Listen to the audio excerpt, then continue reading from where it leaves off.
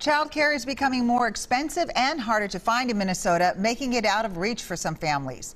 The state lost 4,000 daycares in 2020 alone. Right now, there aren't enough spots for as many parents who want daycare.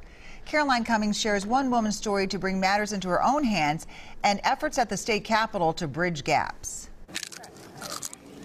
This is 3-year-old Patrick. Patrick, can you sit up and say hi? Kate Downey is his mom. After having my first child and actually the cost of daycare, it just wasn't making sense for our family. He shares her with his 2 older siblings and 13 other kids she takes care of during the work week. It seemed like a really good way to combine, being able to be with my kids.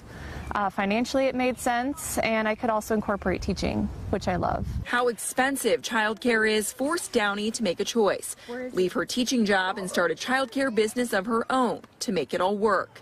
Her story of coming to grips with costs and even finding an opening echoes the struggles of other Minnesota families in what's become a growing crisis in the state. It's a shell shock, I'm sure. Yeah, I know it was for me. But she knows why it's so costly. High-quality care comes at a price. She and other providers need to make a living, all while parents need to be able to afford it.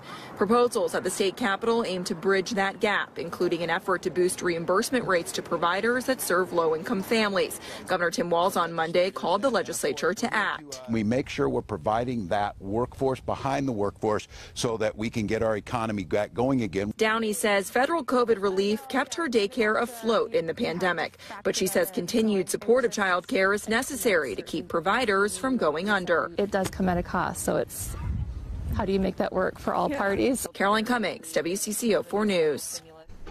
Downey runs an in-home daycare center, which have dropped by nearly half in the last 2 decades.